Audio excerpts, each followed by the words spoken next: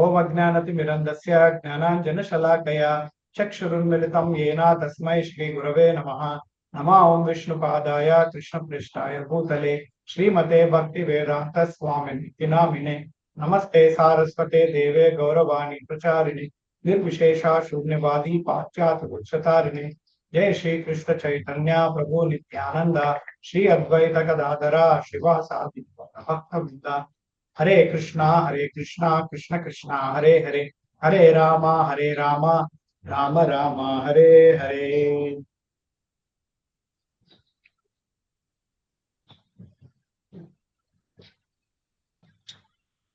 సుఖదేవ్ గోస్వామి ఇంతంతా వివరించిన తర్వాత మహారాజ్ పరీక్షితులు అంటారు, నువ్వు అడిగిన ప్రశ్నకు నేను సమాధానం చెప్పేశానయ్యా.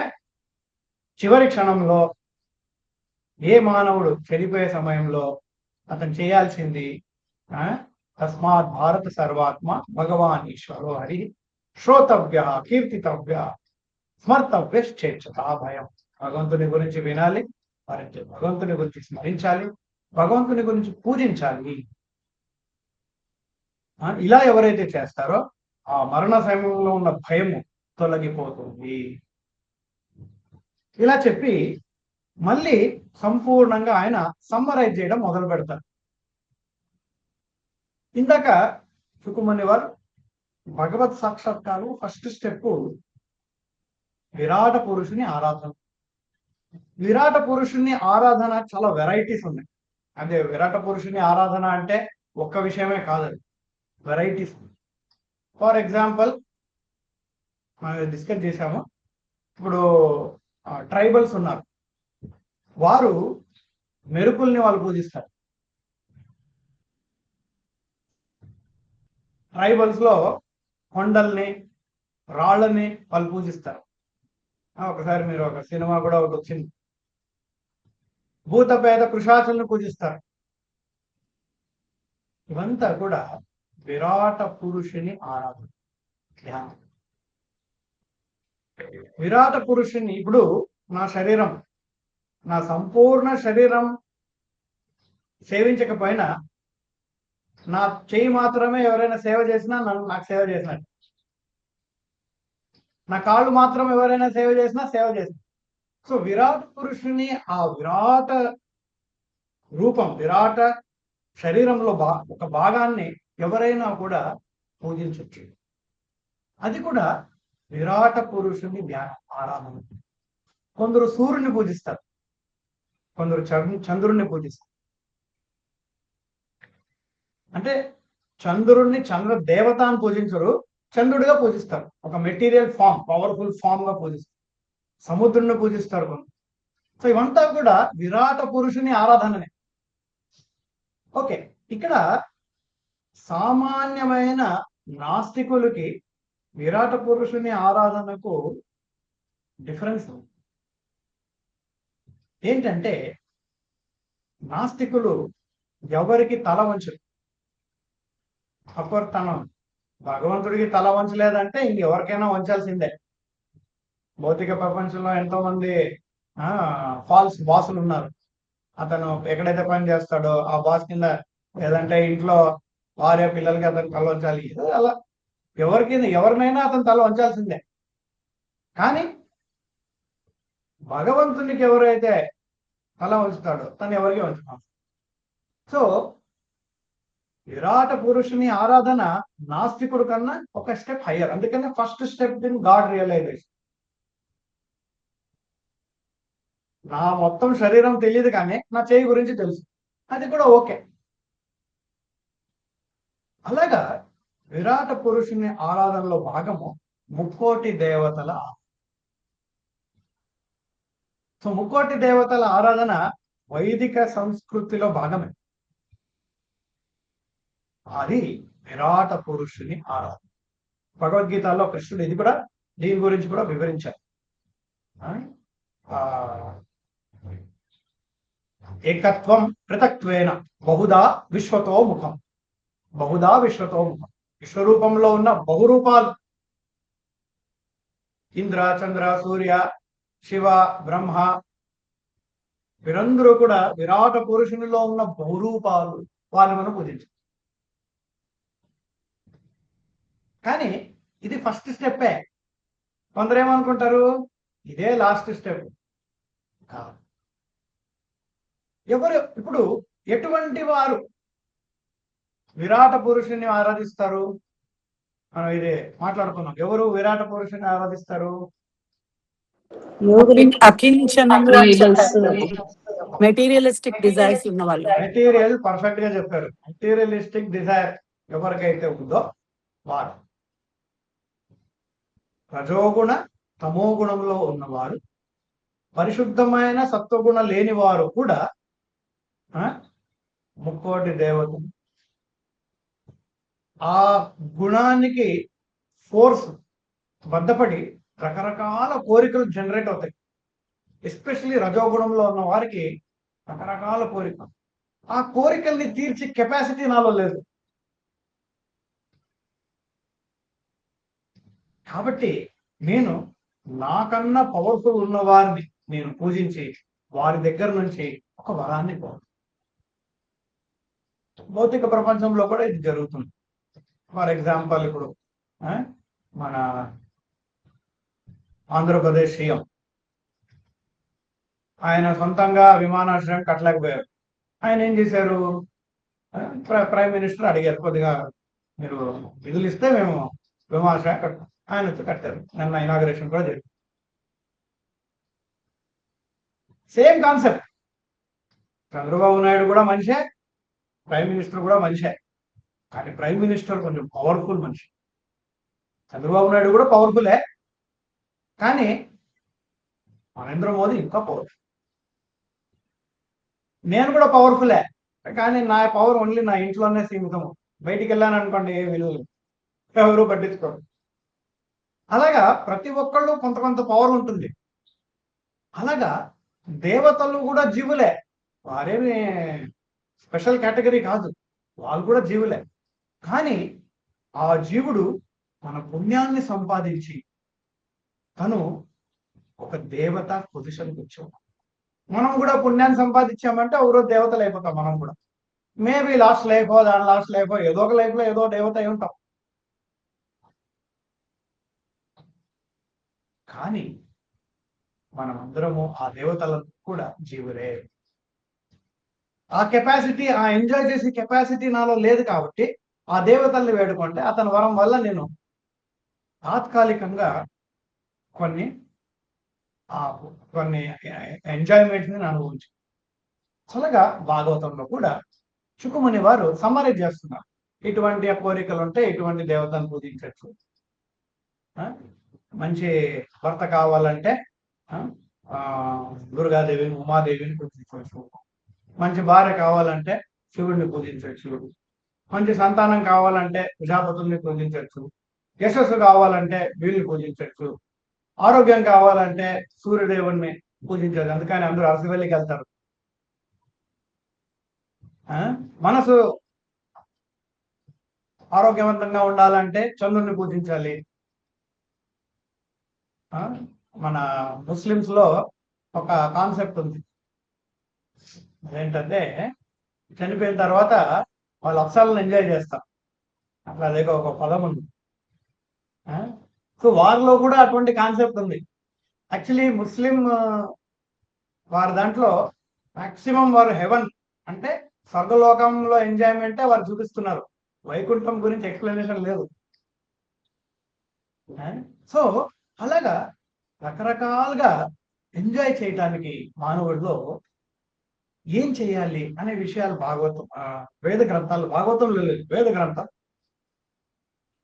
కానీ భగవద్గీతలో కృష్ణుడు చెప్తున్నాడు, అటువంటి వారందరూ కూడా అల్పమేధసాం అంటే అల్ప బుద్ధివంతులు. యాక్చువల్లీ ఎవరైతే దేవతను ఆరాధిస్తారో, ఎప్పుడైతే ఇది వింటారో వారు షాక్ అయిపోతారు. వెంటనే వాళ్ళు వినని లెక్చర్ అనుకుంటారు. కానీ అది ఫ్యాక్ట్. కృష్ణుడే చెప్తున్నాడు, అది మేము కొత్తగా సృష్టి చేసిన విషయం కాదు.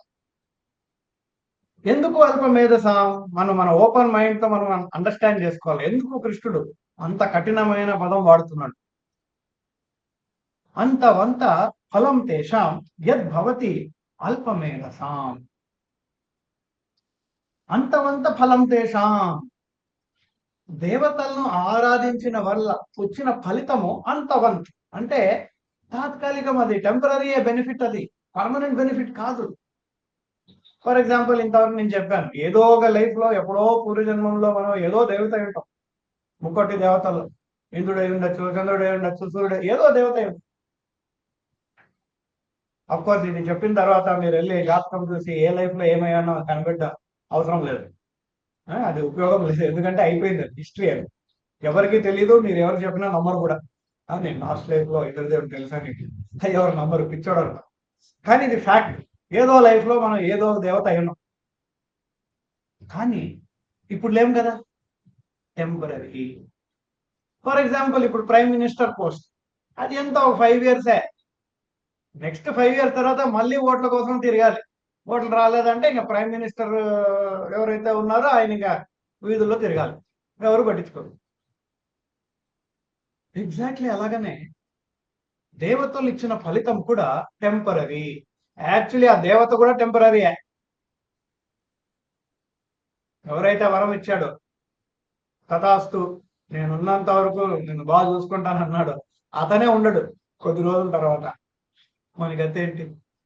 సో కృష్ణుడు అంటాడు అంతవంత ఫలం, ఈ టెంపరీ బెనిఫిట్ కోసం మీరు అతని దగ్గర పరిగెత్తుతున్నారు. అల్పమేధస, టెంపరీ బెనిఫిట్ ఒకవైపు అయితే అది ఇమీడియట్ గా బెనిఫిట్ ఇస్తుంది. టెంపరీ, ఇమీడియట్, ఈ కాంబినేషన్ చాలా అట్రాక్షన్. ఏంటది అట్రాక్షన్? త్వరగా వచ్చేస్తుంది. టెంపరీ అయినా పర్లేదు, త్వరగా వచ్చేసింది కదా, చేసుకోబోదాం. కానీ అదే మాయా ట్రాప్. మాయా ఏం చేస్తుంది? యాక్చువల్లీ నకిలీ విషయం, నకిలీ ప్రోడక్ట్ ఇస్తుంది, కానీ ఆ నకిలీ ప్రోడక్ట్ లో ఇమ్మీడియట్ రిజల్ట్స్. సపోజ్ మన డాక్టర్ దగ్గరికి వెళ్ళాం, దగ్గు జలుబు అవి ఇవి అని చెప్తే, ప్రతి దగ్గుకు ఒక మందు, జలుబు ఒక మందు, జ్వరానికి ఒక మందు, సింప్టమాటిక్ రిలీఫ్, లక్షణాలకు మాత్రమే తగ్గించడానికి అతను మందులు ఇస్తున్నాడు. యాక్చువల్లీ అది మందు కాదు, ఔషధం కాదు. అటువంటి వాడు బుద్ధివంతుడా? లేదా ఈ డాక్టర్ దగ్గరికి వెళ్తే నా రోగం నయము, వెంటనే నాకు ఏం రిలీఫ్ కనిపించకపోయినా పర్మనెంట్ గా రిలీఫ్ వస్తుంది, ఇంకొక 5 రోజులు దగ్గుతాను ఏమంట, కానీ 6వ రోజు నుంచి దగ్గే రాదు నాకు లైఫ్ అంతా. కానీ ఇంకొకడు నా లైఫ్ అంతా సరే, వెంటనే ఎలాగో దగ్గు వెళ్ళిపోతే చాలు, 5 రోజుల తర్వాత ఏమవుతుందో ఎవరు చూస్తారు? ఎవరు ఇంటెలిజెంట్ చెప్పండి?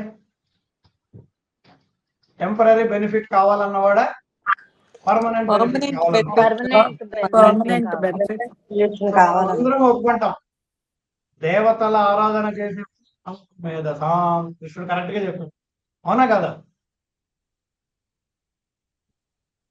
అంతవంతు ఫలం దేశ తద్భవతి అల్పమేధసాం దేవాన్ దేవయజో యాంతి మద్భక్త యాంతి మామపి.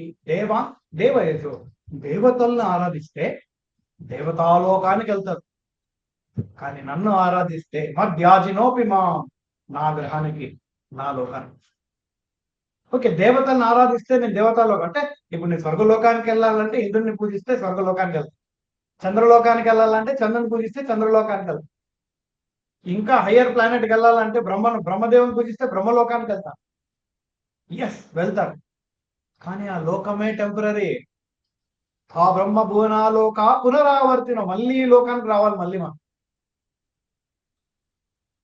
కానీ కృష్ణుడు అంటారు, ఎవరైతే నన్ను పూజిస్తారో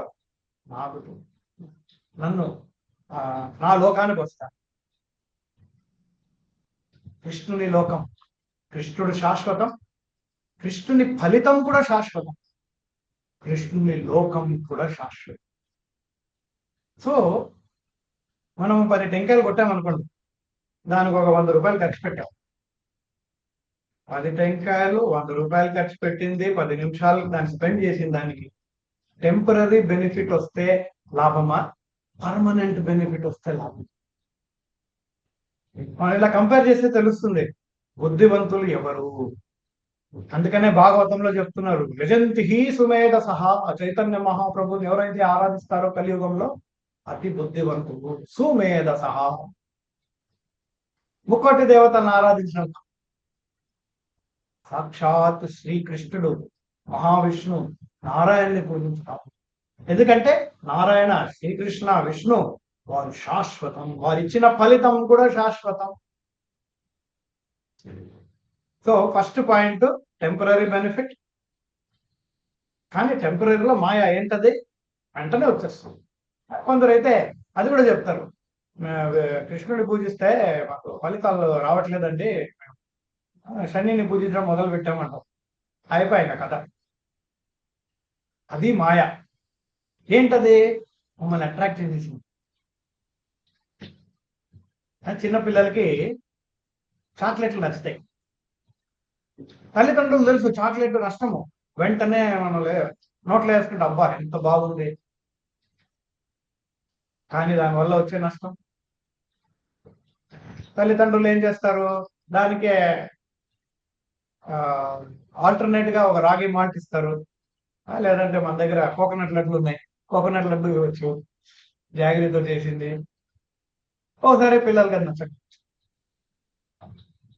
పెద్దవారు కూడా ఎంత పెద్దవారైనా స్వీట్లు బాగా తినేస్తారు, షుగర్ వచ్చేస్తారు. షుగర్ ఉన్న వాళ్ళు కూడా బాగా స్వీట్ తింటారు. రోగం అయితే తర్వాత చూద్దాం, ఫస్ట్ లాగేసుకుందాం, తర్వాత మెడిసిన్ వేసుకుందాం, తర్వాత. ఇదంతా అల్పమేధసాం.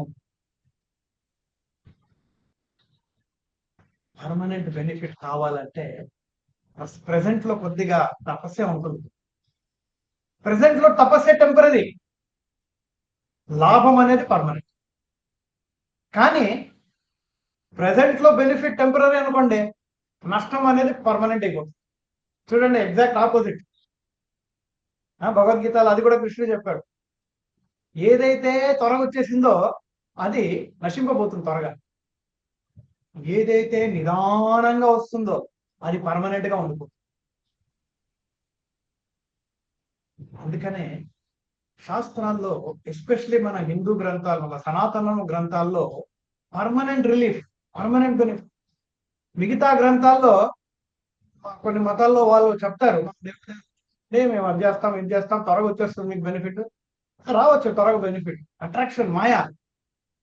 కానీ కృష్ణుడు ఇచ్చే బెనిఫిట్ ఈ ప్రపంచంలో, ఈ సృష్టిలో ఇంకెవ్వరూ ఇవ్వలేదు, శాశ్వతం. అందుకనే కృష్ణుడు ఇక్కడ చెప్తున్నాడు అల్పం,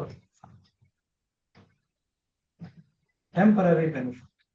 అండ్ డెస్టినేషన్ మనకి ఏదైతే అందుతుందో, ఫైనల్ రిజల్ట్, అది కూడా టెంపరీ. దానికి ఫర్దర్ గా కృష్ణుడు యాడ్ చేస్తున్నాడు భగవద్గీత.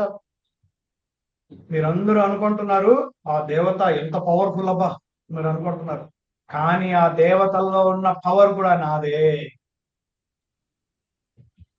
సపోజ్ మనం ఇంద్రదేవుని పూజించాం, లేదా శివుని మనం పూజించాం, చంద్రుడిని మనం పూజించాం, మనం వెంటనే ఫలితం అందింది. కానీ వారు ఆ ఫలితం ఇవ్వడానికి వాళ్ళ దగ్గర వచ్చిన పవర్ ఎక్కడి నుంచి? అది కృష్ణుడే ఇచ్చింది.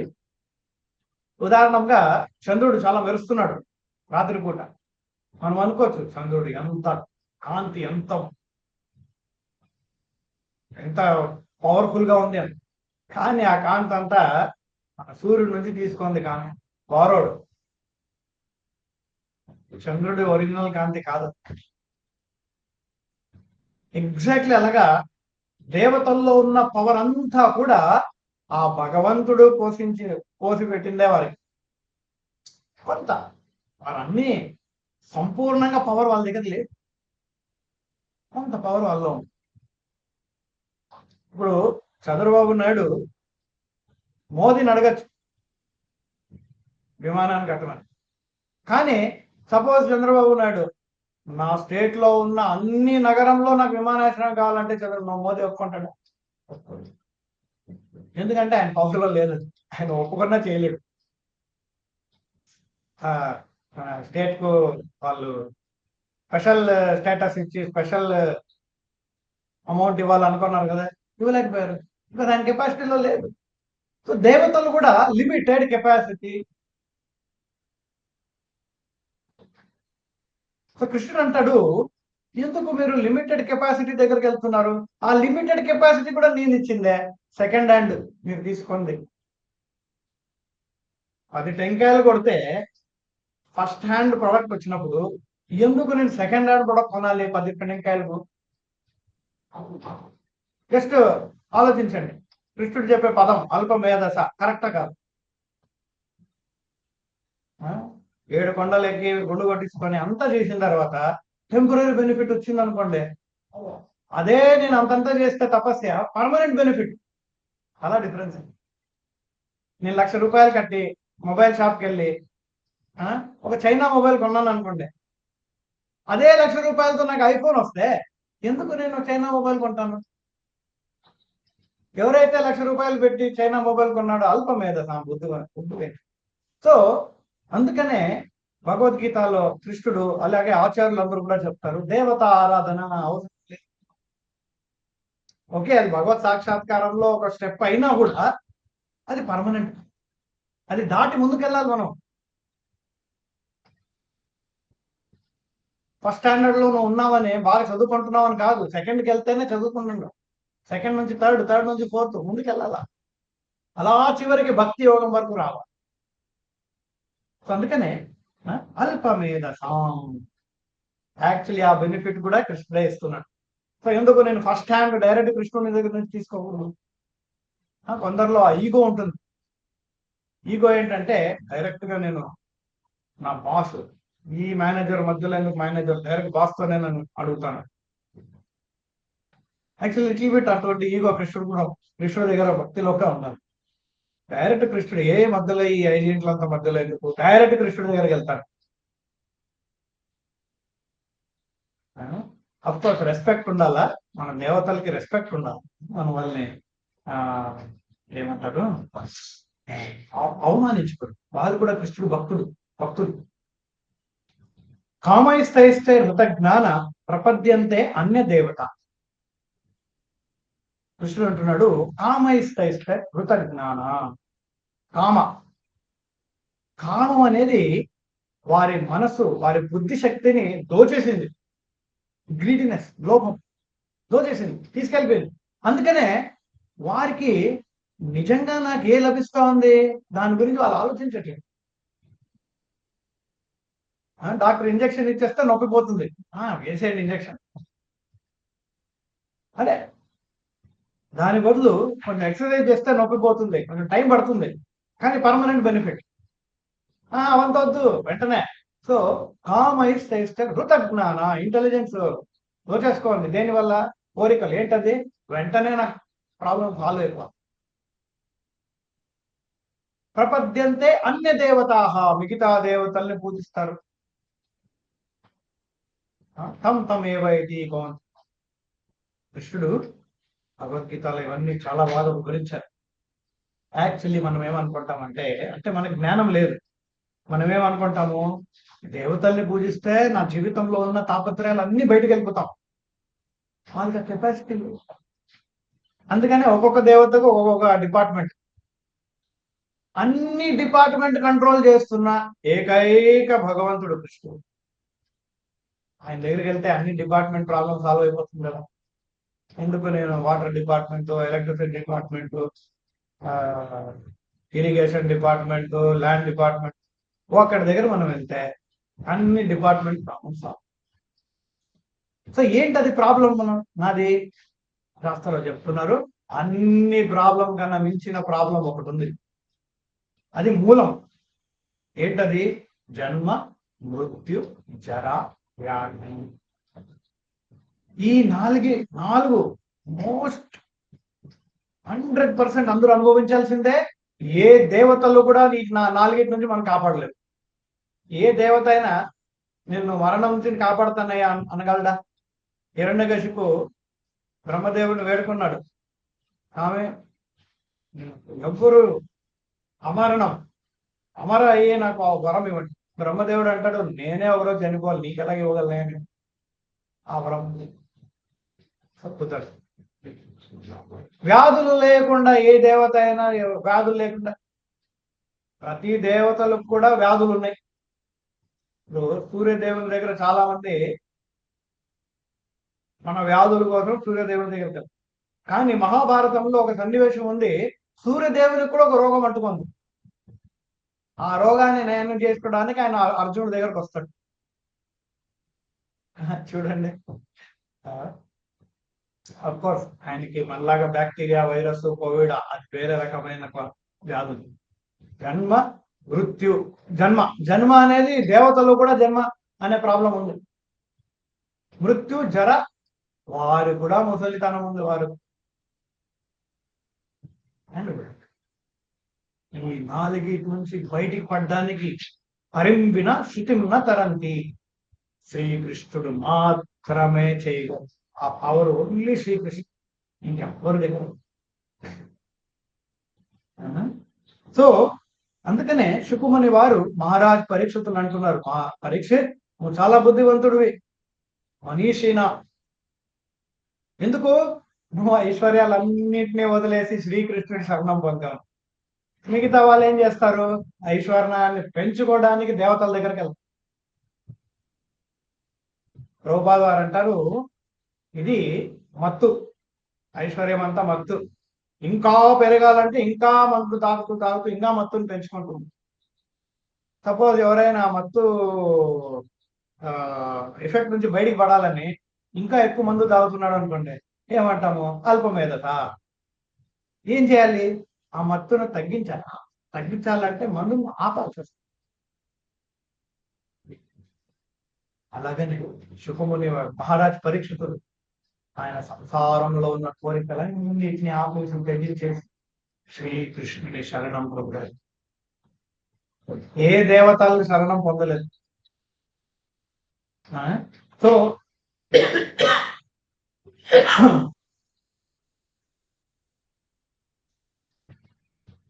సో మన సనాతన ధర్మం అనేది మనకు పర్మనెంట్ బెనిఫిట్. భాగవత ధర్మం పర్మనెంట్. జన్మ మృత్యు జరా వ్యాధులు చక్రవ్యూహం నుంచి పర్మనెంట్ తీసు మార్గం. అదే భక్తి మార్గం. భక్తి మార్గం అంటే రెండు ఇంపార్టెంట్ పాయింట్స్.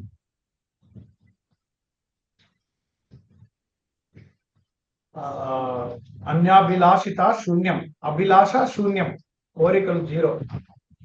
జ్ఞాన కర్మాది అనావృతం, జ్ఞాన కోరికలు కర్మ కోరికలు రెండు ఉండుకూడదు. జ్ఞాన కోరికలు అంటే ఏంటి? బాగా నేను చదివి వేద గ్రంథాల జ్ఞానం అంతా పొందుతాను, శక్తుల్ని పొందుతాను సార్, అది కూడా పెట్టుకోకూడదు. మోక్షాన్ని పొందుతాను, అది కూడా పెట్టుకోకూడదు. ఇప్పుడు మనకు డౌట్ వస్తుంది, మోక్ష కోరికలు కూడా పెట్టుకోకూడదా ప్రభు? ఎస్. భక్తి, హైయెస్ట్ భక్తి అంటే మోక్షం కూడా నాకు వద్దు.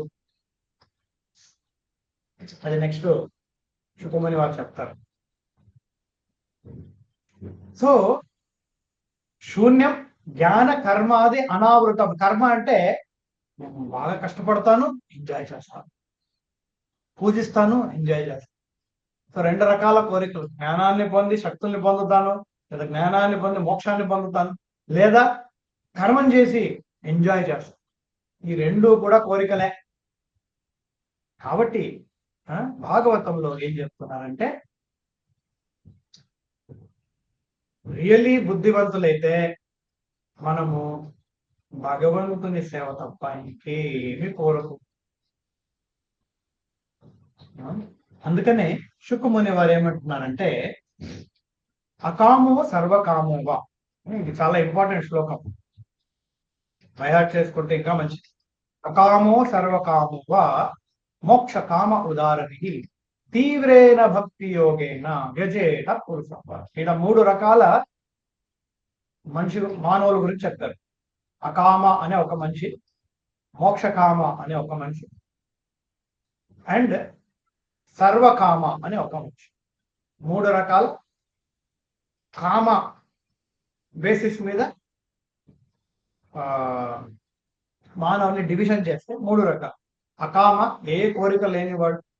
సర్వకామ, అన్ని కామాలు నిండున్నవాడు. మోక్షకామ, భౌతిక కోరికలు లేవు కానీ మోక్షం కావాలనే కామ. అకామ కేటగిరీలో భక్తులు వస్తారు. ఎందుకు అకామ? భక్తులకి భగవంతుని సేవ తప్ప ఇంకేమీ అవసరం లేదు. వాళ్ళు భగవంతుడి సంతృప్తి తప్ప ఇంకేం అవసరం లేదు. అందుకని ఎవరైనా నువ్వు ఎందుకు జపం చేస్తున్నావు అంటే మనం చెప్పకూడదు. నేను ఎందుకు జపం చేస్తున్నా అంటే జపం చేస్తే నాకు ఆనందం వస్తుందంట, తపస్య ఫలితం వస్తుందంట, పుణ్యం వస్తుందంట. కాదు, జపం చేస్తే కృష్ణుడు ఆనందిస్తాడు. నేను జపం చేస్తే కృష్ణుడికి ఆనందం కలుగుతుంది. అందుకే నేను జపం చేస్తాను. అది భగవంతుని సేవ. ఎందుకు నేను కృష్ణాష్టమికి వచ్చి నేను సేవ చేయాలి? కృష్ణుడి సంతృప్తి కోసం. కృష్ణాష్టమి నేను చేస్తే లాస్ట్ ఇయర్ లో ఉన్న ప్రాబ్లమ్స్ అన్ని పోతాయి ప్రభు, అందుకనే నేను చేస్తాను. అరే అవన్నీ జరుగుతాయి, సైడ్ ప్రొడక్ట్స్ ఉన్నాయి. కానీ పరిశుద్ధమైన భక్తి అంటే కృష్ణుని సంతృప్తి కోసం నేను చేస్తాను. సో అది అకామ. భక్తులు అకామ. సర్వకామ.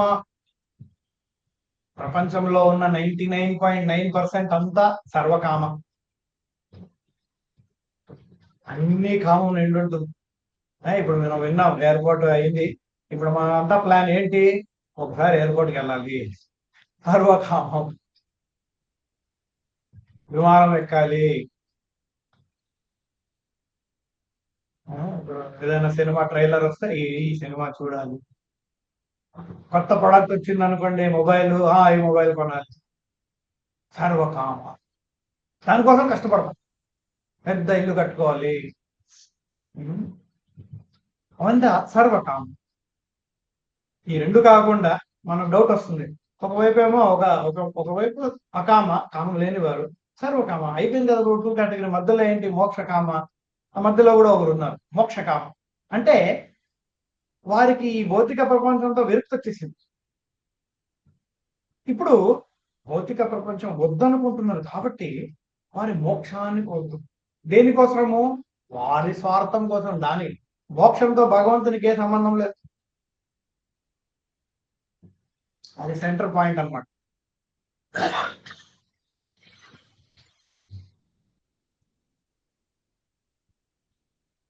సో అకామ. అకామ అంటే ఇందాక నేను చెప్పిన ఏ భౌతిక కోరిక లేదు. ఇప్పుడు మనకి డౌట్ వస్తుంది, మనము ఎందుకు ఏ కోరికలు ఉండకూడదు? శ్రీకృష్ణుడు భగవద్గీతలో చెప్పారు, మమైవాంశో జీవలోకి జీవభూత సనాతన. మనమందరము కూడా శ్రీకృష్ణుని అంశము. ఈ చెయ్యి నా శరీరంలో ఒక భాగం. ఈ చేతి ధర్మం ఏంటి? ఈ శరీరాన్ని తను సేవించాలి. నా కళ్ళు శరీరంలో భాగం, నా శరీరాన్ని సేవించాలి. నా కాళ్ళు నా శరీరంలో. ఇది అలాగా మనమందరము కూడా ఈ విశ్వరూపంలో, మనమంతా విశ్వరూపంలో భాగం కాబట్టి ఆ భగవంతుని మనసు, అది మన డ్యూటీ. ఈ చెయ్యి సపోజ్ ఈ చెయ్యి నేను నా డ్యూటీ చేయను అనేసింది అనుకోండి, ఆ కండిషన్ని అనారోగ్యం, డిసీజ్డ్ కండిషన్ అంటాం. ఈ చెయ్యికి విలువ లేదు, ఇంకా పారాలిసిస్ అయిపోయింది. ఇంకా ఆ యజమానుడు ఏమనుకుంటాడు? కట్ చేసి పెట్టేది పక్కన ఎందుకు కావాలంటాం. పనికిరాని నొప్పిస్తాం ఊరికనే, నేను చేయను. ఎగ్జాక్ట్లీ అలాగనే మనమందరము కూడా భగవంతుని భాగము, భగవంతుని అంశము. మనం ఏం చేశాము? భగవంతుని సేవను ఆపేసాం. కానీ ఆ అంశము ఏం చేయాలి? భగవంతుని సేవ మాత్రమే కోరాలి. కానీ మనము భగవంతుని సేవ తప్ప ఇంక అన్ని కోరుతున్నాం. ఈ చెయ్యి ఈ శరీరానికి సేవించే బదులు ఇంకన్నిటినీ సేవిస్తుంది. ఎవరో ఒకరు వాట్సాప్ లో నాకు ఒక రీల్ పంపించారు.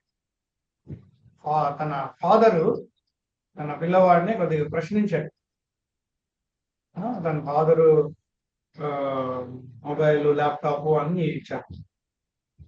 కాలేజీలో చదవడానికి ఫీజు అన్ని ఇచ్చి పిల్లవాడు చదువుకుంటున్నప్పుడు నాన్నగారు వెళ్ళి ఏం చేస్తున్నాను బాబు అని చూస్తే అతను ల్యాప్టాప్ లో స్క్రీన్ సేవర్ లో అదే సినిమా హీరో పిక్చర్, మొబైల్లో ఏమో ఎవరో ఒక అమ్మాయి పిక్చర్ ఉంది.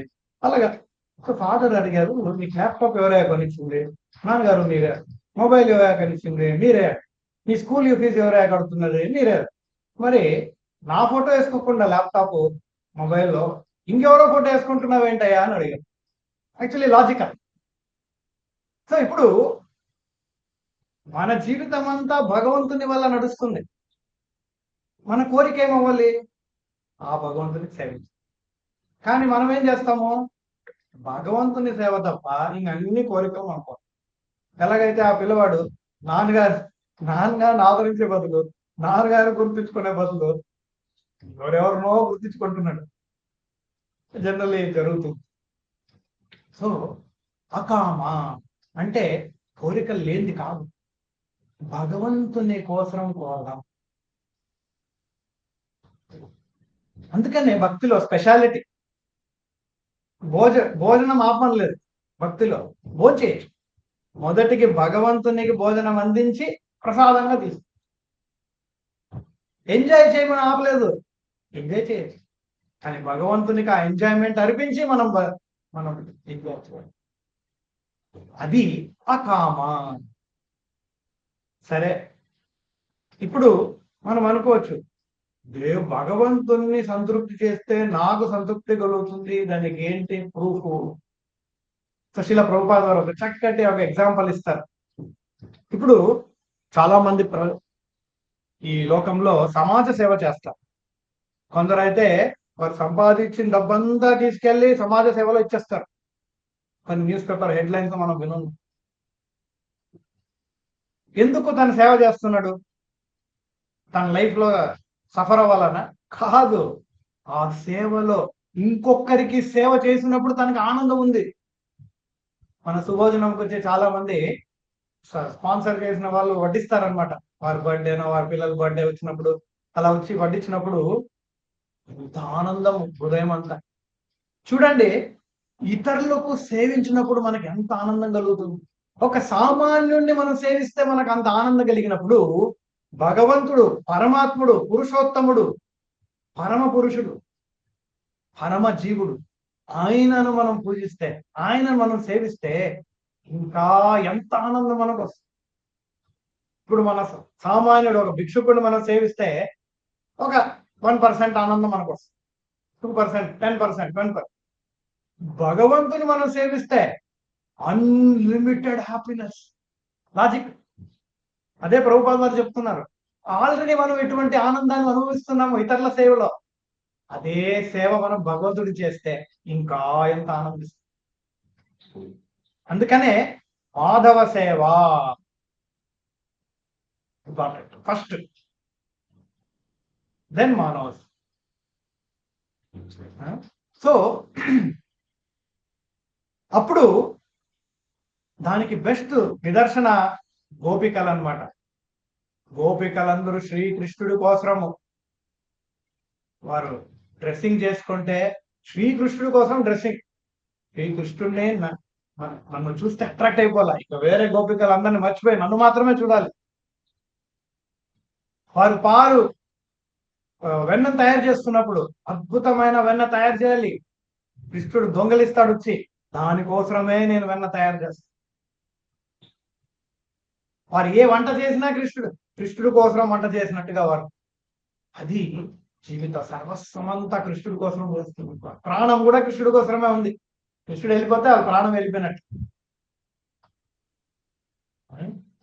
చైతన్య మహాప్రభు అందుకనే అంటారు, మన భక్తి ఎటువంటి స్టాండర్డ్ లో ఉండాలంటే, గోపికలు ఎటువంటి భక్తి చేస్తున్నారు అటువంటి స్టాండర్డ్ మన భక్తి. గోపిర్ భర్తు పదకమలయోర్ దాస దాస దాస దాస దాసాను దాస. గోపికల దాసుల దాసుల దాసుల దాసుల దాసులు అవ్వాలి మనం. అది మన ఉత్తమమైన కోరిక. ఈవెన్ కృష్ణుడు దాసు అవ్వాలనేది కూడా కరెక్ట్ కాదు, అహంకారం. అది నేను కృష్ణుడు డైరెక్ట్ సేవ చేస్తాను కాదు. కృష్ణుడిని సేవకులు సేవకులు సేవకులు దాసులు దాసు దాసు వారి దాసులు, లేదా అది అహంకారం అవుతుంది. డైరెక్ట్ గా కృష్ణుడు చేస్తాం. సో భక్తి అకామ. ఒరిజినల్ గా అర్జునుడు ఏం చేస్తున్నాడు? కృష్ణ నేను యుద్ధం చేయను, కృష్ణ కావాలంటే నువ్వు యుద్ధం చేసుకో, మా బంధువులు నేను చంపను అని డిసైడ్ అయిపోయాడు. అది కామ. ఎందుకు అర్జునుడు అనుకుంటున్నాడు? కృష్ణ నేను యుద్ధం చేయను, తన స్వార్థం, తన ఆనందం కోసం. అంతా అయిపోయిన తర్వాత నా ఫ్యామిలీ మెంబర్తో నేను ఎంజాయ్ చేస్తాను, లేదా సఫర్, అంత బాధపడతాను, ఓ చనిపోయారా, అయ్యో పాపము. కానీ దుఃఖం పంచుకోవడము, ఆనందం పంచుకోవడము రెండు కూడా తప్పే, కామం. కానీ ఎప్పుడైతే అర్జునుడికి తెలుస్తుందో కృష్ణుడి సేవ, తను చేయాల్సింది కృష్ణుడి సేవ, సర్వధర్మాన్ పరిత్యజ్య మామేకం శరణం వ్రజ.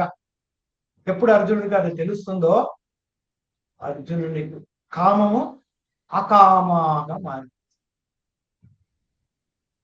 మనం ఏదైతే కామం ఉందో దాన్ని ఏం ఆపనవసరం లేదు, ఆ కామాన్ని అకామగా మార్చేయచ్చు.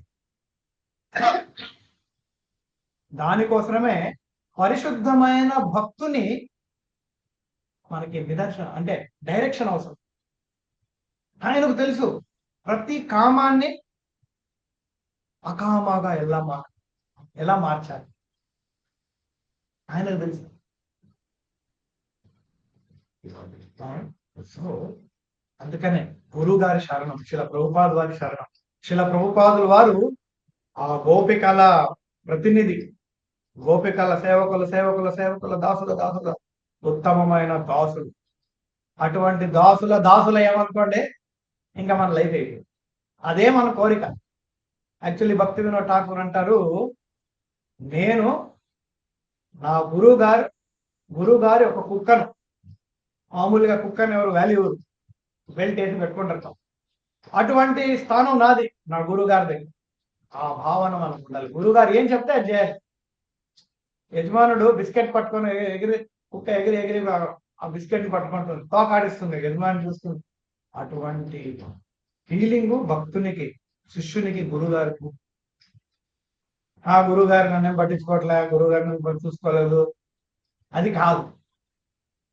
గురువు గారి దగ్గర సేవలు తీసుకోకూడదు, గురువు గారికి సేవ.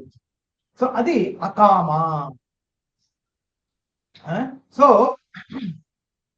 శ్రీకృష్ణుడు ఇక్కడ శుకుముని వారు అంటున్నారు, ఎవరైతే అకామ వారు ఉదారదిహి, ఉదార అంటే ఉదారమైన మనసు. ఎవరైతే దేవతలు ఆరాధిస్తారో వారి మనసు ఎటువంటిది? ఇందాక మనం మాట్లాడుకున్నాం, వారి మనసు ఎటువంటిది, బుద్ధి ఎటువంటిది? కామపూరితమైన, అల్ప బుద్ధ, బుద్ధిహీనులు. అదే భక్తులు అకామ, వారు ఉదారమైన మనసు. ఎందుకంటే వారు సేవిస్తున్నది, దాని ఫలితము శాశ్వతమైనది. అదే ఎవరైతే నేరో అవుట్లుక్, అల్ప బుద్ధి, అది శాశ్వతమైనది కాదు, టెంపరీ.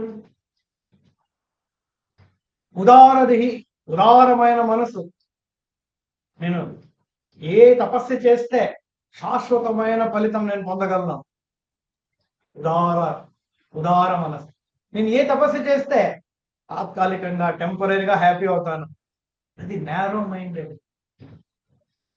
ఒక్కోసారి మన ఇళ్లలో మనం చెప్తాం, మీరు నేరో మైండెడ్ అంటే కొందరికి కమెంట్ చేస్తాం. నేరో మైండ్ అంటే ఏంటి? ఓపెన్ గా లేదు మైండ్, టెంపరీ బెనిఫిట్ కోసము అతను కష్టపడుతున్నాడు, ఆలోచిస్తాడు. అందుకనే ఈ శ్లోకం చాలా ఇంపార్టెంట్. అకామ సర్వకామోవ మోక్ష కామో దారది తీవ్రేణ భక్తి యోగేన. ఇక్కడ విశేషమైనది చెప్తున్నారు, మీకు కామం ఉన్నా, ఏ కామం లేకపోయినా, మోక్ష కామం ఉన్నా తీవ్రంగా భక్తి యోగం చేయండి. ఓకే, ఇందాక మనం ఏమనుకున్నాము, కోరికలు ఏమి ఉండకూడదని. సుకుముని వారు చెప్తారు, కోరికలు ఉన్నా కూడా దేవతల ఆరాధన ఆపేసి ఆ కోరికల కోసం కృష్ణుడిని ఆరాధించండి, అది బెటర్. ఎందుకంటే శ్రీకృష్ణుడు చాలా స్పెషల్. తను ఏ వరమైనా మనకి ఇచ్చాడు అనుకోండి, ఆ వరంలో శాశ్వతాన్ని కలిపి ఆ వరం ఇస్తాడు. ఉదాహరణంగా ధ్రువుడు ఎంత ఘోరమైన తపస్సు చేశాడు, ఎంత తీవ్రమైన తపస్సు చేశాడు. 6 నెలల్లో భగవత్ సాక్షాత్కారం. ఈ సృష్టిలో, ఇతిహాసంలో ఎవరు అటువంటి తపస్సు చేయలేదు, ఎవరు అంత త్వరగా భగవత్ సాక్షాత్కారం పొందలేదు. 6 నెలల్లో. అదే ధ్రువుడు దేనికోసం తపస్సు చేశాడు? తన తండ్రికి ఉన్న రాజ్యం కన్నా పెద్ద రాజ్యం కావాలి. సర్వకామం, సర్వ మెగా కామం, ఓన్లీ సర్వ కాదు, సర్వ మెగా కామం. కానీ శ్రీకృష్ణుడు ఏం చేశాడు? తన తండ్రి కన్నా పెద్ద రాజ్యాన్ని సాధించి, తనకు భక్తిని ప్రసాదించి, శాశ్వతాన్ని కూడా ప్రసాదించి. మంచి డాక్టర్ దగ్గరికి వెళ్ళామనుకోండి, మంచి డాక్టర్ ఏం చేస్తాడు? షుగర్ కోటెడ్ టాబ్లెట్ ఇస్తాడు. దానివల్ల మనకు ఇప్పుడు కూడా బాగుంటుంది, పర్మనెంట్ గా కూడా బాగుంటుంది. శ్రీకృష్ణుడు ఒక perfect doctor, best doctor, best హితకోరు. మిగతా వాళ్ళందరూ కూడా మనం ఏమవుతాం వారు పట్టించుకోరు. కాబట్టి తీవ్రేణ భక్తి యోగేన, తీవ్రంగా మనం భక్తి చేయాలి కృష్ణుడు. కామం ఉన్నా, కామం లేకపోయినా, మోక్ష కామం ఉన్నా, ఏమున్నా తీవ్రంగా అలా చేస్తే అందరికీ కూడా శాశ్వతమైన ఫలితం అందుతుంది. వారికి కావాల్సిన ఫలితం, అకామకి అకామ ఫలితం అందుతుంది, మోక్షకామం ఫలితం అందుతుంది, సర్వకామానికి సర్వకామం కూడా. ఇది ఫైనల్ కన్క్లూజన్. సుఖముని వారు చెప్తున్నారు. ఇందాకేం చెప్పారు? కోరికలు ఉంటే ఈ దేవత ఆ దేవత, కానీ చివరికి ఏం చెప్తున్నారు ఆయన? ఏ కామం ఉన్నా కృష్ణునే కోరుకుంటూ పర్లేదు అని మనకు సలహా ఇస్తున్నారు. సో ఇప్పుడు సర్వకామ మోక్షకామం వారైనా కూడా భక్తికి రావాలంటే ఒక పరిశుద్ధమైన భక్తుని శరణాగతి, అసోసియేషన్ ఆఫ్ ట్రూత్, అది లేకపోతే భక్తి అనేది లభించదు. అందుకనే సర్వకామైన, కామమైన, మోక్షకామైన గురుగారి శరణం పొందామంటే కృష్ణుడు ఆ పరిశుద్ధమైన భక్తుల ద్వారానే కృష్ణుని మనం పొందగలము. శ్రీల ప్రభుపాదుల వారి ద్వారానే కృష్ణుని మనం పొందగలము, లేదంటే సాధ్యమే. యాక్చువల్లీ శాస్త్రంలో చెప్తారు, గురువు గారు 3 కోటి దేవతలకు ప్రతినిధి. ఒక్క గురువు మనం పూజిస్తే 3 కోటి దేవతలను పూజించినట్టు సమానం. సో మనమందరము కూడా, మనమే కాదు, బ్రహ్మదేవుడైనా కూడా, చీమైనా కూడా ఈ భౌతిక ప్రపంచంలో చిక్కులుకున్నా మనమందరము కూడా ఈ జన్మ మృత్యు జరా వ్యాధుల్లో, ఈ చక్రవ్యూహంలో చిక్కులుకున్నారు. వీటి నుంచి బయటపడడానికి ఒక్కటే మార్గం, అది శ్రీకృష్ణుని ఆరాధన. అది గురుగారు శరణంలో మనము పొందగలుగుతాము. ఎంత పెద్ద పెద్ద ప్లాన్లు వేసుకున్నా, ఎంత పెద్ద దేవతలను మనం పూజించినా, ఎంత పెద్ద యాగం చేసిన దేవతల కోసము తపస్సు చేసిన, చివరికి ఫలితం 0. హిరణ్యకశిపు చేసిన ఘోరమైన తపస్య ప్రపంచంలో ఎవరు చేయలేదు. రావణుడు చేసిన తపస్య ఎవరు చేయలే, కానీ వారి ఫలితం ఏమైంది? వారు కూడా ఫినిష్ అయిపోయారు. ఎవరైతే వాళ్ళకి వరం ఇచ్చారో వాళ్ళు కాపాడడానికి రానే లేదు.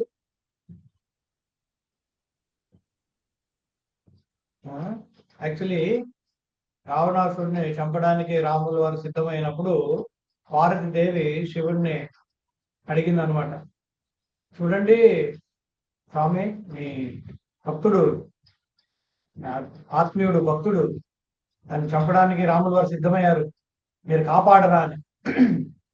సో శివుడు అంటాడు, రాములు వారు తలుచుకున్నారంటే ఎవరు తను కాపాడలేదు. రాకే కృష్ణ మారేకే, మారే కృష్ణ రాకే. కృష్ణుడు రక్షించాలనుకుంటే ఎవరు చంపలేడు, కృష్ణుడు చంపాలనుకుంటే ఎవరు రక్షించలేడు, దేవతలు కూడా ఏం చేయరు.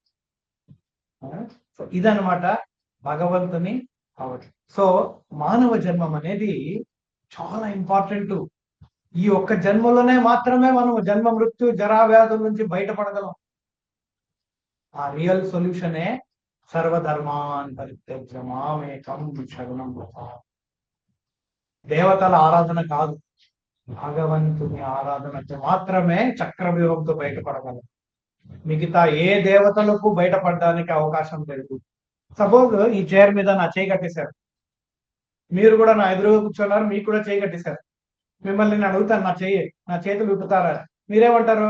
బాబు నా చెయ్యి కట్టేశారు, నీ చేయాలా? దేవతలు కూడా బంధింపబడ్డారు, మనం కూడా బంధింపబడ్డారు. బంధనం లేని వారు పరిశుద్ధమైన భక్తులు, భగవంతుడు మాత్రమే. వారు మాత్రమే నా బంధనాన్ని, ఈ సంసారం విముక్తి చేయ. అందుకనే మనం భగవంతుని ఆరాధన చేస్తే మాత్రమే మోక్షాన్ని మనం పొందగలం. ఏదైనా ప్రశ్నలు ఉన్నాయా? నిన్న ఫ్రెండ్షిప్ డే. శాశ్వతమైన ఫ్రెండ్ కోరాలి, టెంపరీ ఫ్రెండ్షిప్ కాదు. You will never break. కృష్ణుడి ఫ్రెండ్షిప్ నెవర్ బ్రేక్. సో ఏదైనా ప్రశ్నలు ఉన్నాయా? హరే కృష్ణ ప్రభు. ఎస్, మళ్ళీ రీసౌండ్ వస్తుంది.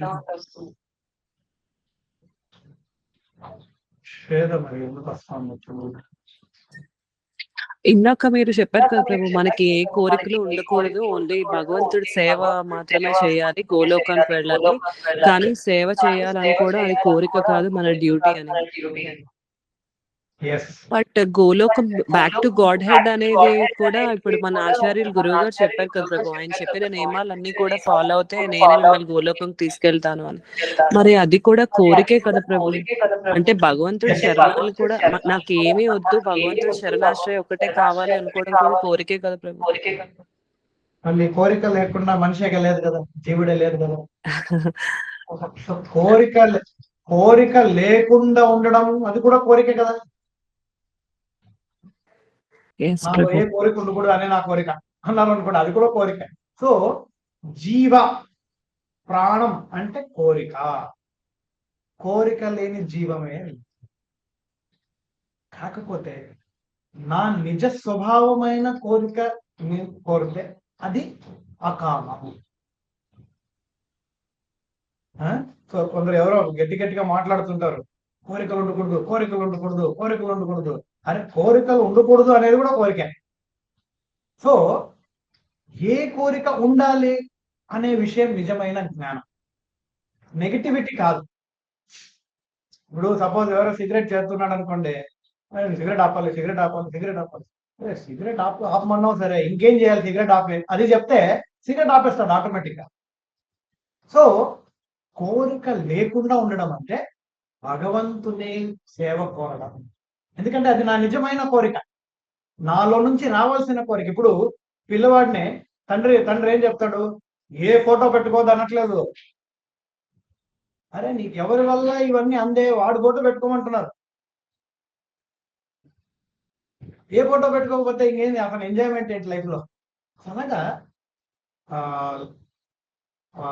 ఆత్మ అంటే కోరికలు. కానీ మంచి కోరికలు ఉన్నాయి, అనుకూలమైన కోరికలు ఉన్నాయి, ప్రతికూలమైన కోరికలు.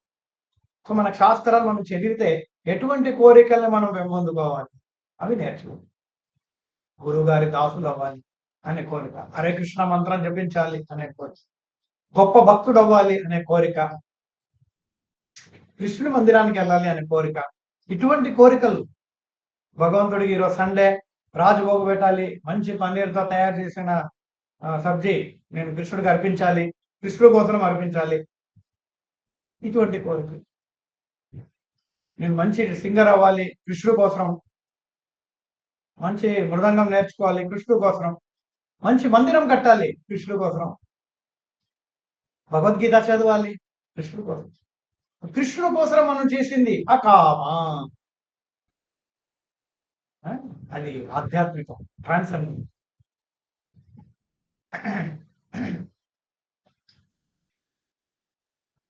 ఇంకేదైనా ఉందా? చాలా కరెక్ట్ క్వశ్చన్ ఇది, వెరీ ఇంపార్టెంట్. అంటే ఆయన్ని సంతోష పెట్టేవి ఇవన్నీ చేస్తే ఆయన సంతోష పెడతారు కాబట్టి అవి కోరిక కాదు, అది చేయాలి అని అలా అనుకోవాలి. ఎగ్జాక్ట్లీ కరెక్ట్ గా చెప్పు. ఈ చెయ్యి శరీరాన్ని సేవించాలి. ఈ చెయ్యికి ఆ కోరిక లేదంటే చెయ్యి ఎందుకు నాకు? సపోజ్ చెయ్యి పారాలిసిస్, చేతికి ఏం కోరికలే లేవు, నాకు కూడా సేవించలేదు, బయట వాళ్ళు కూడా సేవించలేదు, అటువంటి చాయ్ నాకెందుకు కావాలి? కానీ నిజమైన డ్యూటీ ఈ చేతికి ఏంటి? ఈ శరీరాన్ని సేవించు. నిజమైన సేవ అది. ఆ సేవని ఈ చెయ్యి ఆపేస్తే ఈ చెయ్యి ఎగ్జిస్టెన్సే పోయింది, దాని అస్తిత్వమే పోయింది. సో కొన్ని మఠాలు, కొన్ని తత్వాలు మనకి రాంగ్ తత్వాలు నేర్పిస్తున్నాయి. ఏంటది? మన అస్తిత్వమే కోల్పోయేట్టు తత్వాలు నేర్పిస్తున్నాయి. కోరికలు ఉండకూడదు కాదు. ఈ చెయ్యి కోరాల్సింది ఏంటి? నేను శరీరాన్ని సేవించాలి, కోరాల్సిందే అది, దాని డ్యూటీ అది. అలాగే ఆత్మ ఈ కృష్ణుని అంశము, కృష్ణుడి సేవ కోరాల్సిందే, అది తన డ్యూటీ, తప్పించుకోలేదు. అందుకనే కృష్ణుడు అర్జునుడికి ఫోర్స్ చేస్తున్నాడు, అర్జున నువ్వు యుద్ధం చేయాల్సిందే, నువ్వు క్షత్రుడివి, నువ్వు నీ డ్యూటీ అదే. సో డ్యూటీ అనేది అది అకామ. ఒక కుమారుడు తనయుడు తండ్రికి సేవించాల్సిందే, అదే ఆ తనయుడు వెళ్ళి ఇంకొక తండ్రికి సేవించాడు అనుకోండి, అది తప్పు. తన ఫాదర్ సేవ చేస్తే వేరే వాళ్ళకి ఏం ప్రాబ్లము? సో ఇదన్నమాట. ఏదైనా డౌట్?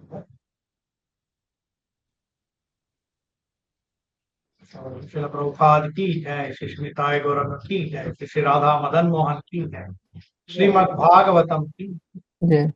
हरे कृष्ण।